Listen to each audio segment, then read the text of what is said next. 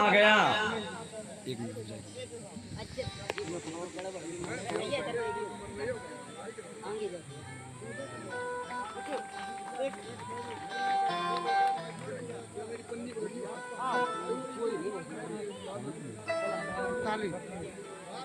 और ये भैया रत्नेश जी की तरफ से पुष्पों का माल एवं मुद्राओं का माल्यार्पण हुआ है। एक बार जोरदार ताली बजाएं। बहुत सुंदर भाव है हमारे भैया जी रत्नेश जी का। ले प्रसाद ले लो भैया, प्रसाद लेना लेना।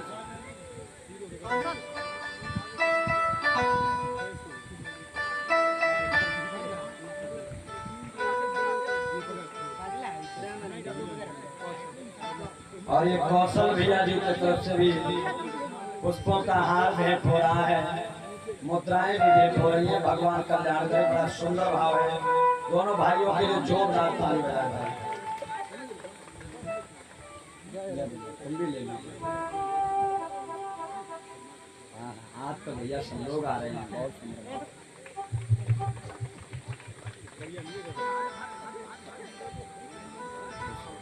क्या नाम है आपका? रितेश। और रितेश भैया जी की तरफ से पुष्पों का हार एवं माल्यार्पण रुपयों से हो रहा है। रुपए तो काफी लगे हैं। कितने कितने लगे बोल दिए? कितने कितने होंगे इसमें? अच्छा 201 मान लीजिए। 201 एक मुद्राएं तीनों भाइयों के अंदर से आए हैं। एक बार जोरदार ताली बजाए भैया के लिए।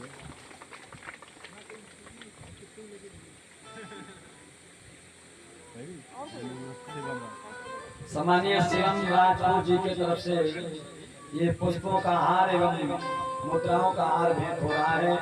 एक बार जोरदार ताली बजाएं। बहुत सुंदर भाव है भाई। भगवान कल्याण करें, खुशी बनाए रखें, माँ भगवती रक्षा करती रहें। और ये अजय भैया जी की तरफ से बिटिया मनीषा के गले में माल्यार्पण हुआ है। एक बार जोरदार ताली बजाएं। इन भाइयों के लिए दो शब्द कहेंगे।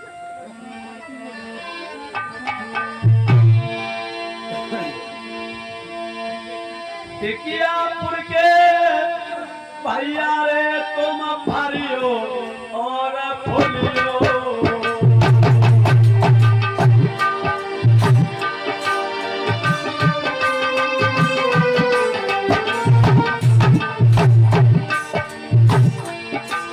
और श्री कृष्ण के संग में तुम पाल मान झूलियो।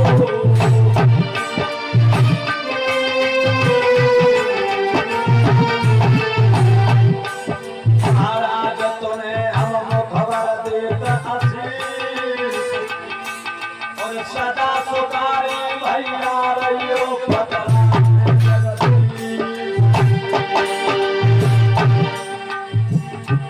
कोई मुरली को बजैया तुम्हारी भैया, कोई मुरली को बजैया तुम्हारी भैया।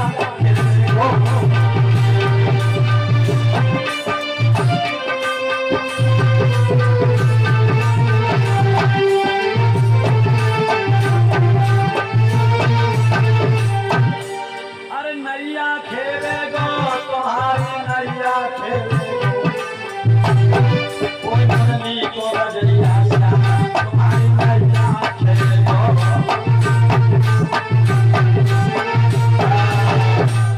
बोले सच्चे दरबार की। माताएं बहनें भागवत कहाँ चल रही है? कौन सा प्रसंग चल रहा था आप बताएं। थोड़ा जल मंगवा लें। हाय हाय रहने दो। हाय कहाँ पे पता चल रही माता जी? विदा हो रही थी। हाँ विदा। किसकी विदा हो रही थी? नहीं हमारी भाई। बोलो सच्चे दरबार की। श्री सुखदेव जी बोले राजन परीक्षित, आकाश मार्ग पर जिस समय भोजराज कंस रथ लेकर के गया, आकाश वारे हुई। ऐ भोजराज कंस, जिस बहन को इतने आनंद से ले जा रहा है, उसी बहन के गर्भ से जो अष्टम लाल होगा वो तुम्हारा काल होगा। हाय हाय। जो कंस ने सुना, हाथ में नगिन तलवार लेकर के तुरंत जमीन पर कूद पड़ा रथ से। और विचार करने लगा। जिसको समझा था फूलों का हार गला सजाने को, वही काली नागिन बन बैठी मुझे टच खाने को। जिस बहन को मैं इतने आनंद से, इतने सपने अपने हृदय में छुपा करके रखा कि इसे कभी दुखी नहीं देखूंगा, उसी बहन के द्वारा हमारी मृत्यु होगी। अरे ना मैं रखूंगा बांस तो बांसुरी बनेगी कैसे, ना मैं रखूंगा देवकी को तो अष्टलांग होगा कैसे। मैं जड़ को ही खत्म कर दूंगा। अपनी बहन के केशों को पकड़ा और जमीन पर पटक दिया।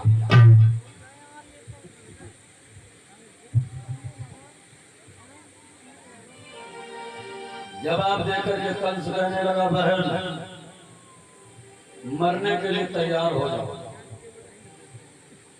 देवकी कहने लगी, भैया हमसे कछु भूल हो गई का? नहीं। तो आप क्यों मुझे मारना चाहते हो? तुझे नहीं पता है, ये आकाशवाणी हुई है कि अष्टलाल तेरा काल होगा मेरा। भैया मेरे मरने से अगर तेरे प्राण भैया बचते हैं तो निसंकोच मोय मार दे, मेरो वीर ऐसो कार दे। भैया अगर मेरे मरने से तुमको प्राण बच रहे हैं तो मुझे मरने से कछु डर नहीं है। लेकिन भैया एक बात सुन, बचपन में तेने पालो मोए, अब मारवे की सोचता, इनके चक्कर में पड़ा मेरा भ्रात मोको मारता। भैया देवताओं की बातों में आकर के तू मुझे मार रहा है, मार दे भैया, लेकिन तेरी जिंदगी बच जाए। कंस को नेक भी दया नहीं आई। जो ही तलवार मारने के लिए चला, वसुदेव जी ने कलाई पकड़ ली और जवाब दिया, कंस स्त्री पर तेग चलाना, स्त्री पर हथियार चलाना, ये कायरों का काम हुआ करता है, बुजदिलों का काम हुआ करता है। तुम क्या कायर हो, बुजदिल हो, जो मारने के लिए उद्यत हो गए अपनी बहन को? कंस कहने लगा, मैं क्या करूं? तुमने नहीं सुना? तो वसुदेव जी बोले, ये बहन तेरी मेरी रानी है, अब इसे तुम नहीं मार सकते हो, इतना जरूर है कंस। और कंस बोला, तलवार हनो मेरी गर्दन पर, जब खुद ही मैं मर जाऊंगा तेरी बहन लड़ापा भोगेगी, बाप पुत्र कहां से पाएगी। तुम मुझे मार दीजिए, मैं मरने के लिए तैयार हूं, लेकिन अपनी बहन को जीवन दान दे। किसी के पति के सामने किसी पत्नी को मारा जाए, क्या वो पति खड़ा देखता रह जाएगा?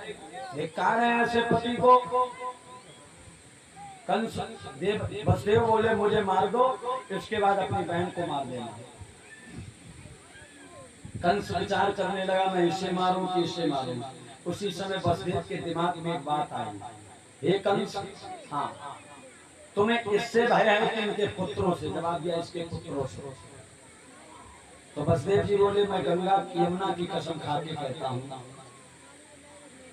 मैं वचन देता हूँ, मैं क्षत्रिय हूँ, इसलिए जितने भी लाल होंगे देवकी के द्वारा, मैं एक एक करके सब तुम्हें देता जाऊंगा, तुम उनका वध करते जाना। कंस कहने लगा, ठीक है, लेकिन आज से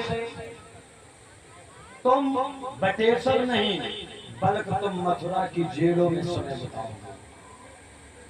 बोले गोविंद भगवान की। वसुदेव और देवकी को तुरंत जेलों में डाल दिया। वही वसुदेव देवकी जो अपने हृदय में अरमान लिए बैठी थी कि मैं अपने साजन के घर जाऊंगी, अपने सास ससुर के सेवा करूंगी, लेकिन बारे परमात्मा समय का कुछ और ही फेर था। भोजराज कंस ने जेल में डाल दिया।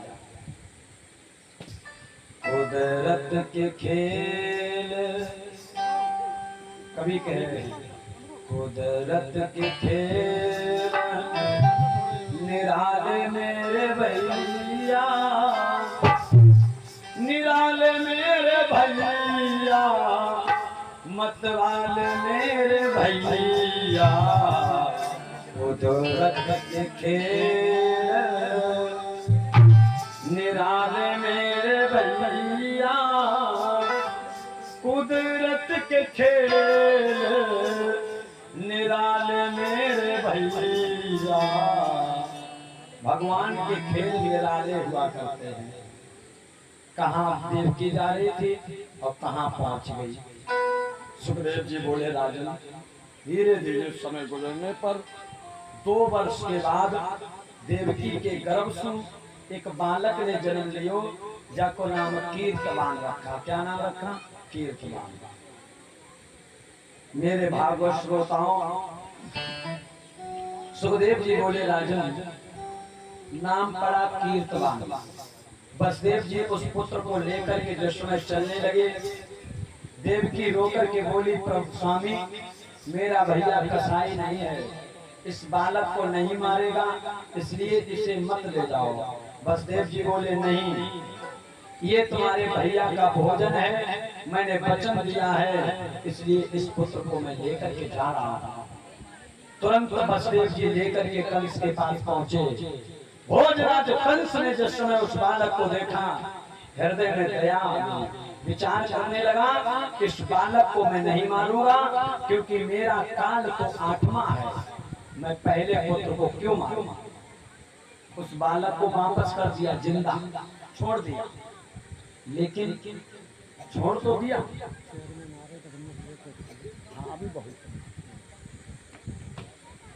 मेरे भागवत श्रोताओं, बड़ा प्रेम के साथ सुखदेव जी बोले, राजन परीक्षित,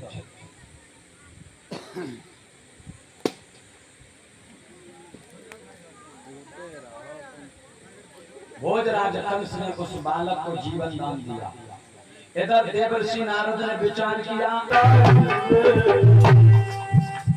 भगवान, इस अबोध बालक ने क्या बिगाड़ा, मैंने अपने लाल को जीवन भी नहीं देख पाया। छोटे छोटे टुकड़े भैया और ये लगी मन गई, आजा माता आ गया,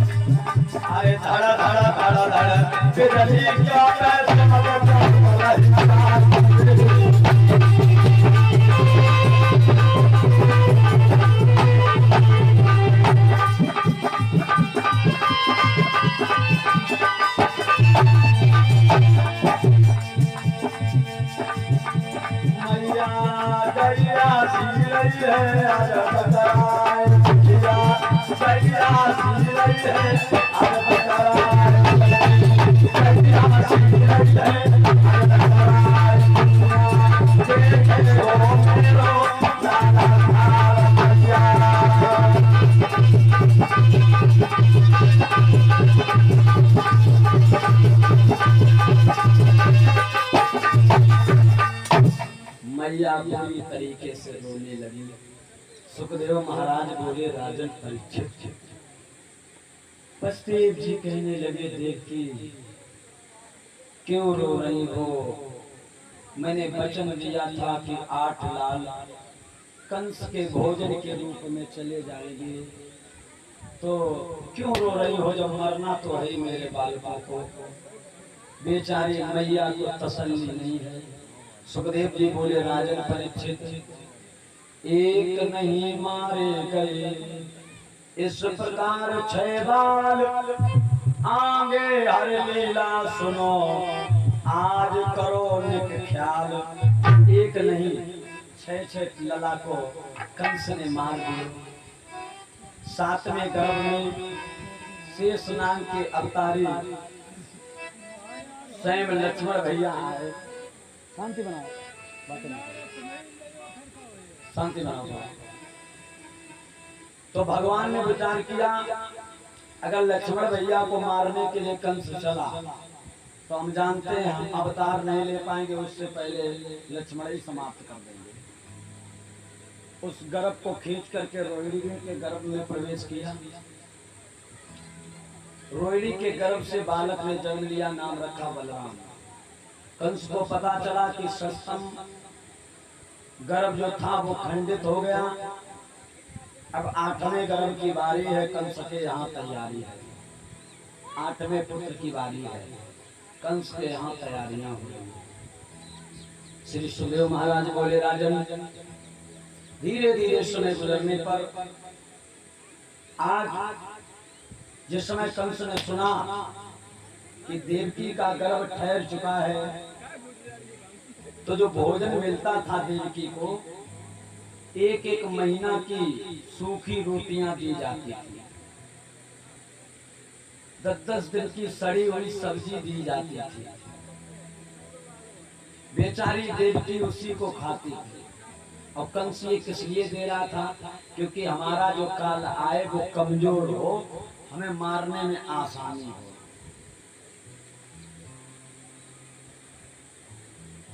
जितने भी जेल में दरवाजे थे सब जेल के दरवाजों की मरम्मत करवा दी। एक ईंट अगर फूटी नजर आई उसमें भी मसाला भरवाया गया। मोटे मोटे ताले डलवा दिए गए। जहाँ पर 5-5 जूतियां थी 10-10 जूतियां लगवाई गई। 20-20, 50-50 पहरेदार। कंस का कड़ा शासन हो गया और जवाब दिया है पहरेदारों, रात दिन तुम्हें जगना है, बराबर जगना है, एक पलक भी झपकना नहीं चाहिए। मेरा काल आ रहा है, उस काल की देख रेख में तुम सभी लोग मौजूद रहना चाहिए। पहरेदार लगे हुए हैं, आनंदमय हो रहे हैं।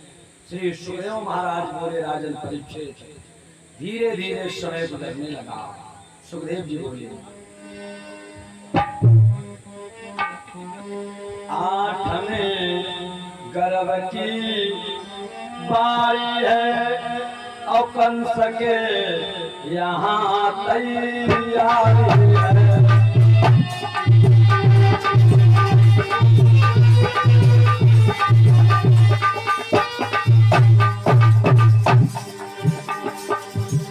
8वें गर्भ की बारी है, कंस के यहाँ तैयारी है।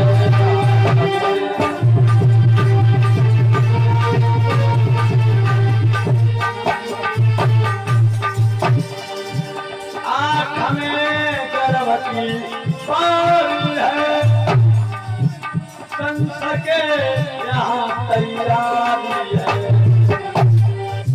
जेलों में बहन बेचारी है, पैर पे भैया न्यारी है।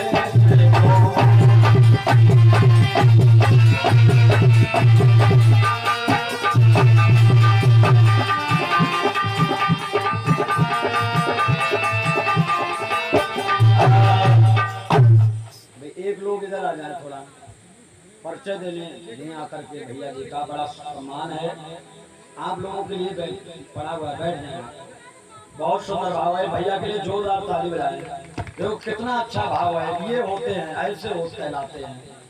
समाज को देखते हुए, उनको मद्देनजर रखते हुए अपनी माताओं बहनों का प्रेम, भाइयों से प्रेम करते, इसलिए भैया बिल्कुल आपके बराबर में बैठे हुए हैं।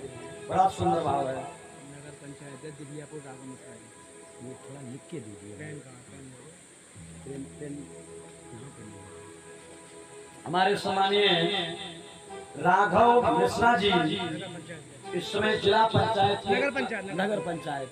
नगर पंचायत के अध्यक्ष जी दिव्यापुर बड़ा ही सुंदर भाव से आपके नगर में आ चुके हैं। राघव मिश्रा जी के लिए एक बार जोरदार ताली बजाएं। क्या भाव है, मसीहा है हकीकत में। आपके नगर में आए, आपने सम्मान के तौर से कुर्सियां डलवाई, लेकिन उन्हें कुर्सी से मतलब नहीं है, उन्हें भाव से मतलब है। हमारी बहन बेटियां, हमारे भाई भाई पिता तो बुजुर्ग जमीन पर बैठे हुए हैं, मैं क्यों बैठूं, मैं तो उनका बेटा हूं ना, इसलिए सम्मान देते हुए वो भी जमीन पर बैठे हुए हैं। ऐसा भाव होना चाहिए, ऐसे होने चाहिए। एक बार जोरदार ताली बजाए भैया राघव जी के लिए। बहुत सुंदर भाव है। नगर पंचायत अध्यक्ष दिव्यापुर निवासी, बड़ा सुंदर भाव है। आनंद के साथ में सम्मानीय राघव भैया भी आए हुए हैं। जैसा नाम है वैसा ही काम है। हमारे राघव सरकार अयोध्या वाले प्रभु राम जी, आप समझ लीजिए, वैसे हमारे राघव भैया भी बिल्कुल आत्मा के सच्चे, निष्ठावान, कर्मशील, आनंदमय, प्रजा को एक समान मानने वाले, माताओं बहनों एवं भाइयों से प्रेम और स्नेह बढ़ाने वाले सम्मानीय राघव मिश्रा जी आपके नगर में पधार चुके हैं। इनके स्वागत के लिए पुनः फिर जोरदार ताली बजाएं। बहुत सुंदर भाव है, क्या बात है भैया। बड़े सच्चे दरबार के दो शब्द भैया के लिए कहने हैं।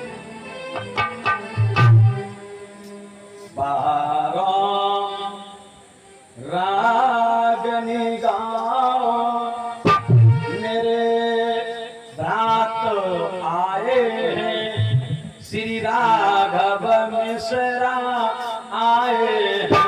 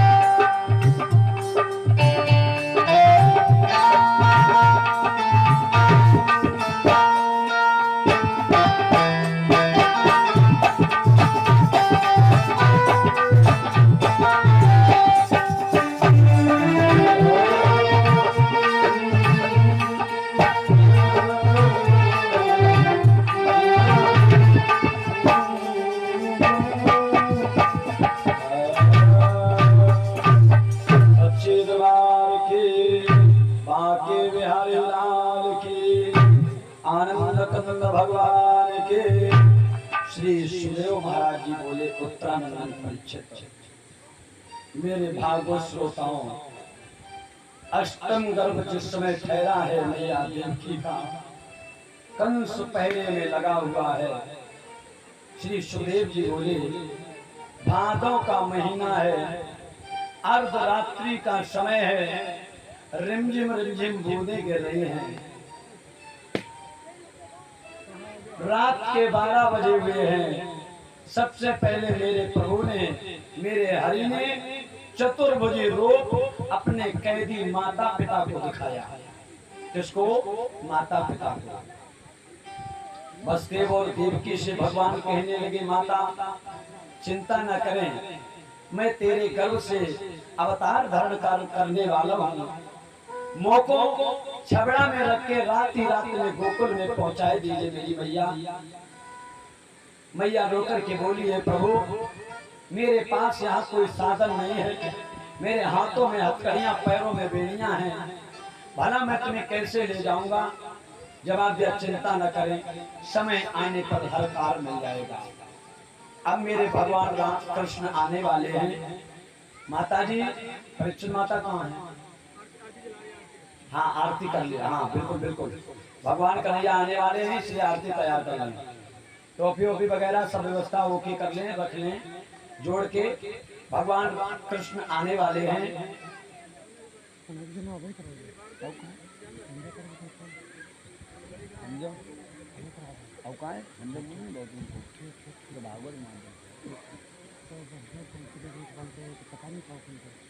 अरे छोड़ अब कहाँ भाई के कहाँ तो बहुत वेट जाएगी तब तक तुम दर्द दुकान लगा तुम्हारी दल्ले को छोड़ा दल्ले हो जाए भाई पाँच बोले सच्चे दरबार की, भागवत भगवान की। 2 मिनट में आना है ऐसे ही। भगवान श्याम सुंदर अवतार धारण करने वाले हैं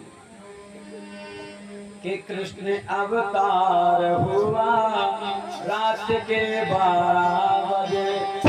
कृष्ण अवतार हुआ रात के 12 बजे।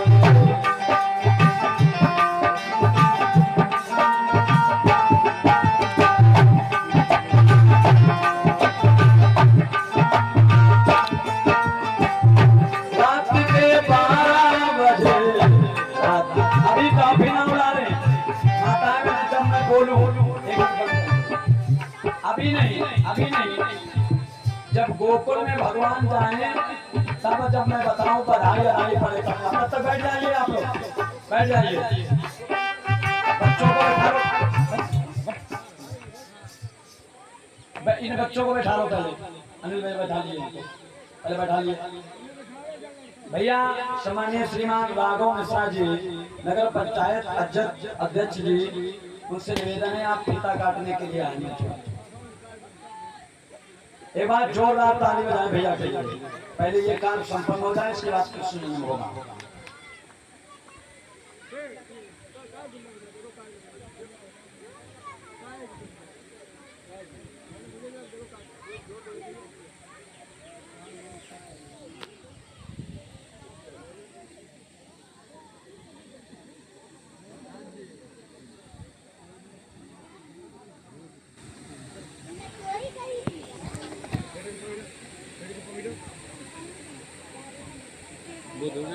पटका दो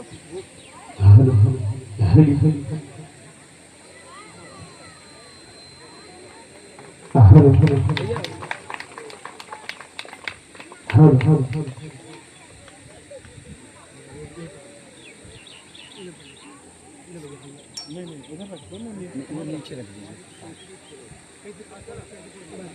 और सम्मानीय श्रीमान हमारे राघव मिश्रा जी, नगर पंचायत अध्यक्ष दिलियापुर, इनके तरफ से 2 से 1 मुद्राएं श्री ठाकुर जी के चरणों में भेंट हो रहे हैं, भगवान श्याम सुंदर के चरणों में। एक बार जोरदार ताली बजाइए, बहुत सुंदर भाव है। आप फीता काटे भैया, पहले तिलक लगाएंगे, पहले तिलक लगवाएं भैया के तिलक लगाएं। पहले माता जी पहुंचो, आप तिलक लगाएं, आशीर्वाद स्वरूप तिलक लगाएंगे। ये है तिलक लगाएं पहले। ओम भद्रमस्तु शिवंचास्तु महालक्ष्मी प्रसद्दत्तु रक्षन्तु त्वां सुरा सर्वे शंपरः सुस्त्रा भवा। तिलक लगा देना।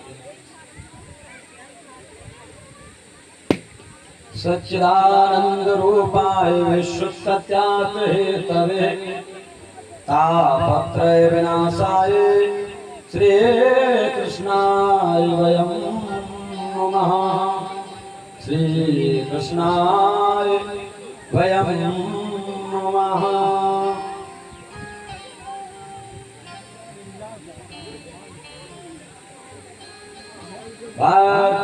ओम गो ब्रह्मणाय हिताय चाद्वितीयाय श्री कृष्णाय गोविंदाय नमः। जिस समय फीता कटे सभी लोग जोरदार ताली बजा देना।